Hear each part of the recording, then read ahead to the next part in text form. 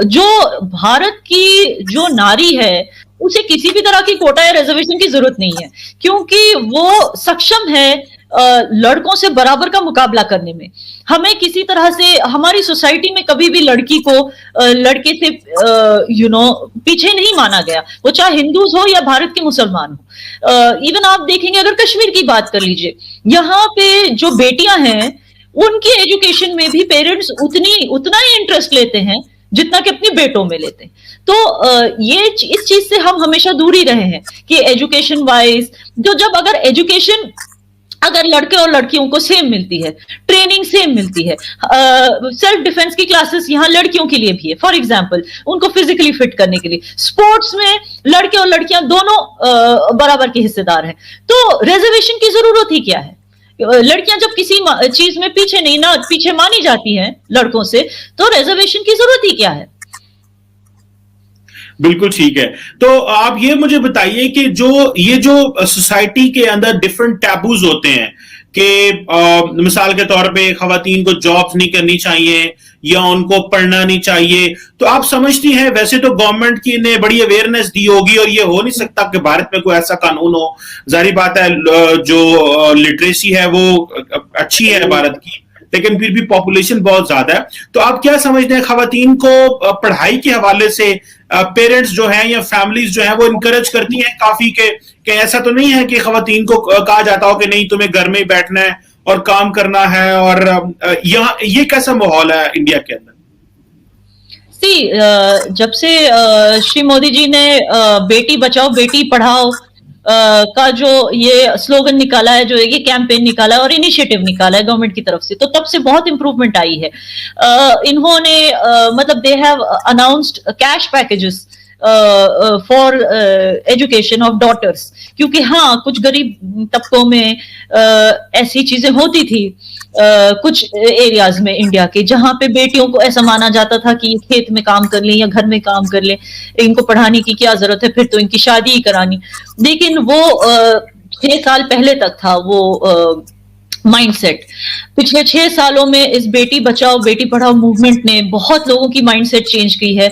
आज बहुत लोग सामने आके कहते हैं कि बेटियों को, इंडिया की बात कर रही हूं मैं, कि बेटियों को पढ़ाना अब उतना ही जरूरी हो गया है जितना बेटों को। पहले वो ऐसे करते भी थे, तो इसलिए नहीं कि बेटियों को बेटों से कम प्यार करते, वो इसलिए करते थे क्योंकि गरीबी की वजह से। लेकिन जब गवर्नमेंट ने ये मूवमेंट शुरू की तो उन्होंने क्लियरली बोला था, मेरे ख्याल से कुछ 1 लाख रुपए बेटियों की पढ़ाई के लिए हर एक गरीब तबके की फैमिली को दिए जा रहे थे, और कुछ उनके नाम का कुछ ऐसे फंड बनाया जाता था कि जब वो 18 इयर्स की हो जाए तो वो फंड यूज किया जा सकता था हायर स्टडीज के लिए। जितना मुझे इस मूवमेंट के बारे में पता है तो ऐसे था। तो बहुत सारे लोगों ने सामने आके फिर बेटियों को पढ़ाना शुरू किया। तो ये मतलब हम इन 6 सालों में वुमेन्स एम्पावरमेंट को लेके बहुत आगे बढ़ चुके हैं। बल्कि कभी कभी तो मुझे लगता है कि मतलब ऐसे हो रहा है कि बेटों को पीछे छोड़ के आगे बढ़ रही हैं लड़कियां, क्योंकि जॉब्स या अब जो भी कहो इन सब चीजों में, प्रोफेशनलिज्म में, या इवन 10th के मार्क्स 12th के मार्क्स, इन सब चीजों में लड़कियां लड़कों से आगे बढ़ती जा रही हैं। बिल्कुल ठीक है। तो या ना ये भी बताइएगा कि जैसे हमारे यहाँ पाकिस्तान में हमने अक्सर देखा है कि जो लड़कियां गांव में होती हैं उनको वो जॉब्स करने के लिए बड़ी तगोदो करनी पड़ती है, उनका भाई फादर नहीं मानते कि ये शहर जाके जॉब करे। तो ये माहौल क्या इंडिया के अंदर भी है कि वहां पे जो खवातीन हैं या जो लड़कियां हैं उनको ये आजादी है? हमने अक्सर इंडियन मूवीज में तो देखा है कि मैंने कंगना रनौल्ट का भी देखा कि जी वो कह रही कि मैं घर छोड़ के चली गई, और बहुत सारी हमने इस तरह सुनी है। तो हमारे पाकिस्तान में तो एक तो मजहबी सोसाइटी है, फिर कंजर्वेटिव सोसाइटी है, तो इंडिया में कैसा एनवायरनमेंट है कि वहां खवातीन को इनकरेज किया जाता है वो शहर जाके जॉब करें, इंडिपेंडेंट ऑन देयर ओन रहें? ये कैसा एनवायरनमेंट है इंडिया के अंदर? जी, you will be surprise to know कि बात सिर्फ जॉब तक ही नहीं रही। अब तो खवातीन सिंगल मदर्स भी बनने के लिए रेडी हैं। सिंगल मदर्स भी बन के बच्चों को खुद ही मतलब संभाल रही हैं। सो जॉब तो बहुत पीछे रह गया अब। मतलब यस, वो आप हर बड़े शहर में देखेंगे कि छोटे गांव से इधर उधर से लड़कियां आके पहले वो जॉब सिक्योर करती हैं कहीं हॉस्टल में रह के, फिर उसके बाद वो कहीं पेइंग गेस्ट का इंतजाम करती हैं। और बिकॉज हमारी सोसाइटी इतनी ओपन और लिबरेटेड है, कोई नहीं बोलता कि नहीं तुम अकेली लड़की हो, तुम बिना माँ बाप के यहाँ रह रही हो तो हम तुम्हें रूम नहीं देंगे या घर नहीं देंगे।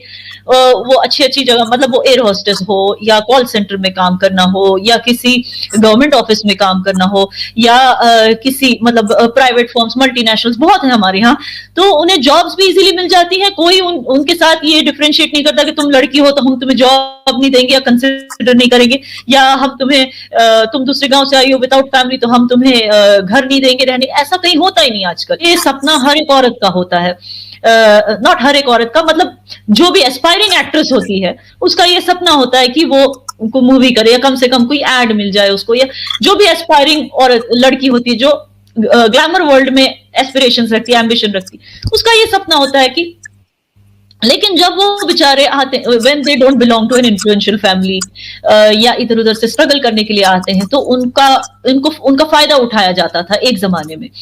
जब से ये हैशटैग मी टू वायरल हुआ है उसके बाद अब लोग डरते हैं कि किसी भी तरह से औरत को एक्सप्लॉइट ना किया जाए। And that not only belongs to Bollywood, even office में होता था। कई बार ये होता था कि औरतों को अपना पोजीशन जो उन्होंने मेहनत से कमाया हुआ एक पोजीशन है उसको मेंटेन रखने के लिए, बरकरार रखने के लिए उन्हें कभी कभी कॉम्प्रोमाइज करना था। लेकिन इस हैशटैग मी टू ने मेरे ख्याल से सिर्फ इंडिया में ही नहीं बल्कि पूरी दुनिया में औरतों को एक तरह से एम्पावर कर दिया कि अगर उनके साथ कोई भी किसी भी तरह की सेक्सुअल एक्सप्लॉयटेशन होती है तो बजाय इसके कि वो उस बारे में अशेम्ड फील करें, बजाय इसके कि अशेम फील करके वो चुप रहे और किसी को बोले नहीं, बजाय इसके वो सामने आके खुल के बोले कि so and so had the indecency to try and exploit me or to try and molest me, to speak against your assaulter। वो एम्पावरमेंट भी इस हैशटैग ने दे दी है आज औरतों को। तो ये भी बहुत ही मतलब it's a very fascinating thing that women have reached the stage जहां पे खुदा ना खास्ता अगर एक औरत का रेप होता है या वो मोलेस्ट होती है, सेक्सुअली एक्सप्लॉइट होती है, आज उसे डरने की जरूरत नहीं, वो खुल के सामने आके बोल सकती है। क्योंकि आज जो है जो जैसे एक जमाने में होता था कि अगर रेप का कोई हादसा होता तो जो ह्यूमिलिएशन है वो औरत को सहनी पड़ती थी, लेकिन thanks to hashtag me too आज ह्यूमिलिएशन असॉल्टर को सहनी पड़ती है, मोलेस्टर को या रेपिस्ट को या एक्सप्लॉइटर को सहनी पड़ती है दुनिया भर की ह्यूमिलिएशन। तो ये चीज है which has really helped women to come forward even more. क्योंकि पहले क्या होता था, कई बार औरतें डर के भी सामने नहीं आती थी, ये नहीं कि उनकी फैमिली उन्हें रोकती थी या सोसाइटी उन्हें रोकती, बट वो डर के सामने नहीं आती थी नौकरी करने के लिए या और पढ़ने के लिए। वो जल्दी से शादी कर लेती थी बहुत ही यंग उम्र में, कुछ करती नहीं थी, अपनी आइडेंटिटी नहीं बनाती थी इसी डर से कि उसके साथ कोई एक्सप्लॉयटेशन ना हो। लेकिन आज इस हैशटैग मी टू की वजह से अल्हम्दुलिल्लाह वो उन्हें वो पावर मिल गया है कि वो बेझिझक आगे बढ़े अपनी लाइफ में। चले, ये तो जारी बात है, मैं समझता हूँ कि सोशल मीडिया ने जो अवेयरनेस एंड वो सारा दिया, तो आपकी बात सही है कि जो असॉल्टर है उसको शर्मिंदा होना चाहिए, ना कि उस पर जिस पे असॉल्ट हो रहा है वो तो ऑलरेडी विक्टिम है, उस पर क्यों ये हो। लेकिन हम अक्सर इंडियन मूवीज भी देखते हैं, सोसाइटी से बहुत सारी चीजें भी सुनने को मिलती हैं, आप नहीं देखती कि there is so many challenges in the system. सब अच्छा नहीं है, जारी बात है, किसी भी मुआशरे में सब अच्छा नहीं होता। तो ऐसा क्या बुरा है इंडियन मुआशरे में जो कि नहीं होना चाहिए, so that women could be more empowered.